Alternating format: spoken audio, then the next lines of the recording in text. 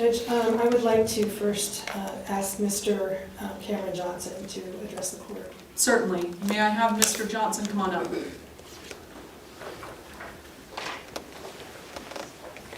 Mr. Johnson, if you'd like to come to the lectern, please. Sir, thank you so much for taking the time to be here today. I'd love to hear any comments that you'd like to make. Your Honor, thank you. First of all, I'd like to thank you and all the attorneys that are involved for all of your hard work and dedication to this case. My name is Cameron Johnson, and I am the only child of the victim, Courtney Faucet, who was killed on January 6, 2024, and the defendant, Melissa Johnson Faucet. Due to the circumstances surrounding the events on January 6th, I have essentially lost both of my parents, and I stand here today completely alone. This is one of those courtroom moments where the entire atmosphere changes. Cameron isn't just describing grief here. He's describing what's called secondary victimization, where surviving family members are forced to carry the emotional and logistical fallout after a violent crime. And notice how calm and composed he sounds. In court, that kind of restraint often hits even harder than anger. And without any immediate family support. As an only child, my entire world revolved around my parents, whom I love very deeply.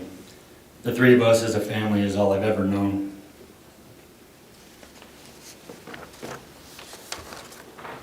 Since my father's death, I've had to take on responsibilities for every aspect of what followed. This included managing all of his financial affairs, handling legal and administrative matters, addressing outstanding obligations, and carrying out the practical responsibilities that remained after his passing. I've done all of this entirely on my own, without any assistance from relatives or any other source of family support. I've worked continuously to ensure that everything connected to my father's legacy and estate has been handled responsibly and diligently.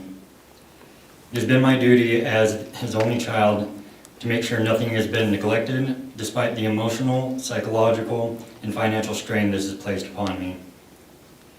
The weight of carrying out these responsibilities alone has been overwhelming at times, but I've continued to meet them because there was no one else to do so.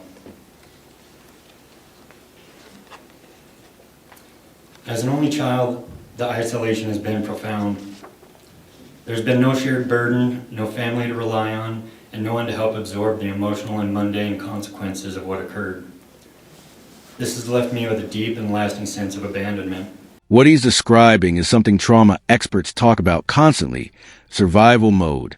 When someone suddenly has to become the estate manager, financial caretaker, legal representative, and grieving son all at once, the brain often delays emotional processing just to function day to day.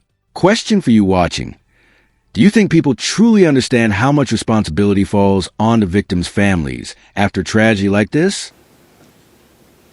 Because so much of my energy has been devoted to managing responsibilities and simply continuing forward, I do not feel that I have truly had the opportunity to fully grieve my father's death.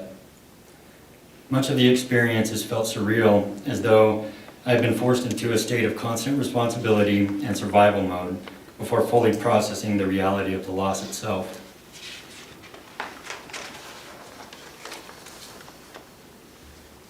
The impact of these events is permanent and life-altering. I struggle daily with the loss of both of my parents, which has fundamentally changed nearly every aspect of my life and sense of stability. I suffer from severe anxiety, PTSD, psychological trauma. That number right there, over $36,000 just for biohazard cleanup, is a brutal reminder that the aftermath of violent crime isn't only emotional. There are real financial consequences that most people never think about. Probate costs, legal fees, property obligations. It keeps going long after the headlines disappear. Chronic stress and hypervigilance due to the blood and bullet holes I witnessed in my home after the police allowed me inside.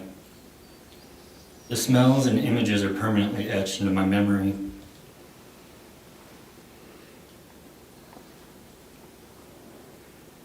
In addition to the emotional and psychological impact, the financial strain has made even ordinary daily functioning significantly more difficult.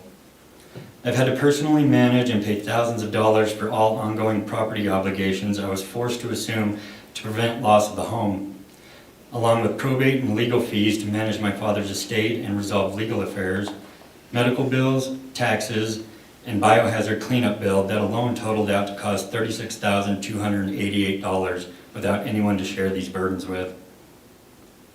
This experience has also affected my relationships and my ability to connect with others. I often feel that what I've lived through is difficult for people to fully understand, which has contributed further to my sense of isolation. I have experienced the lasting loss of my family, my sense of security, my home as a safe haven, and the foundation of life I once knew and cherished. Despite all of this, I have found strength within myself to carry on. I have been abandoned and left to navigate a permanent loss and profound absence. And I've done so with consistency, responsibility, and resilience in circumstances that I wouldn't wish upon. The judge's response here is important legally and emotionally. Judges have to maintain neutrality. But victim impact statements matter during sentencing because they help establish the long-term consequences of the crime. And you can hear the judge carefully acknowledging something the justice system often struggles with. There's no sentence that truly restores what was lost. On anyone. I am determined to honor my parents' memory by facing each day with courage and hope for the future. Thank you for your time.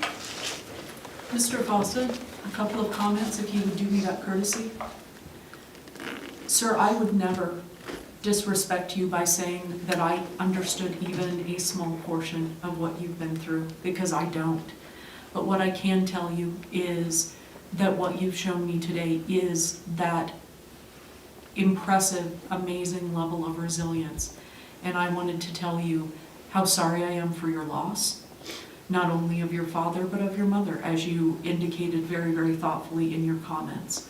And I can only wish you peace moving forward, and my hope is that this process has, by it ending today, to a certain extent, it might allow you some of that time that you've spoken so eloquently about in terms of furthering your healing. And I wanted to tell you thank you so much for being here today. Yeah, thank you. Thank you. Ms. Thomas? Sabrina Smith for the family. Wonderful. Ms. Smith?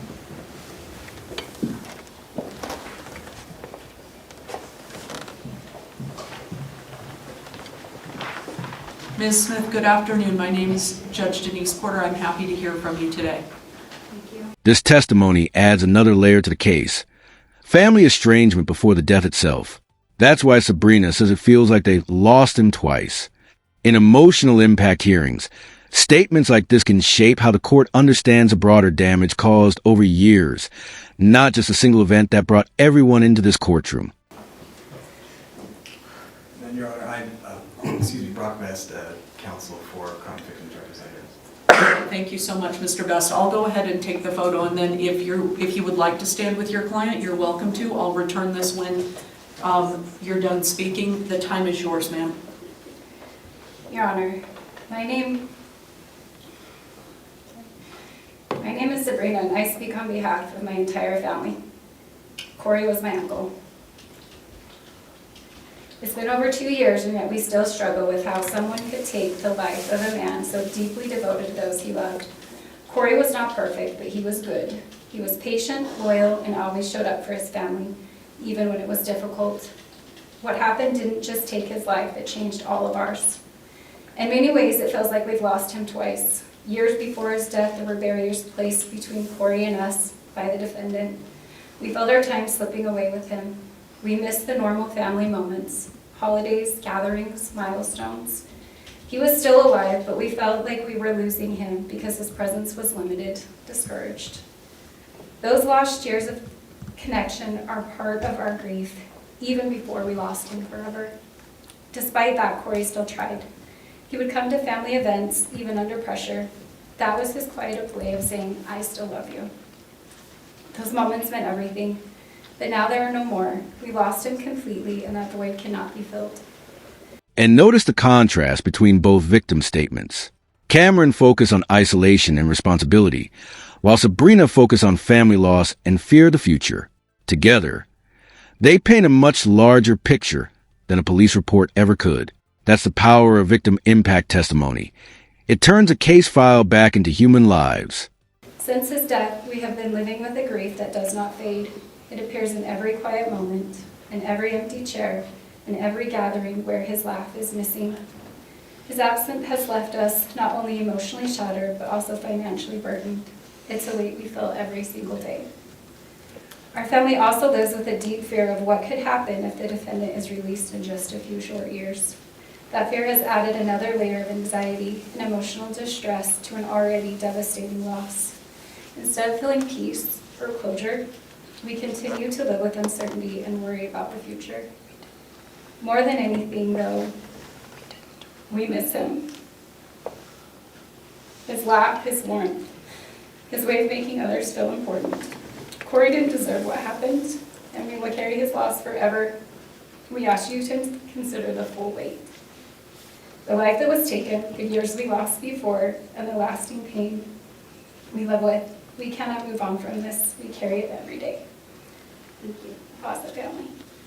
Ma'am, thank you so much for taking the time to be here today, for the written comments, for your thoughtful approach to this. Understand that I will say the same thing to you, that I can't possibly understand the loss you're going through, and sadly nothing that the criminal justice system can do can fix this, because we can't bring him back.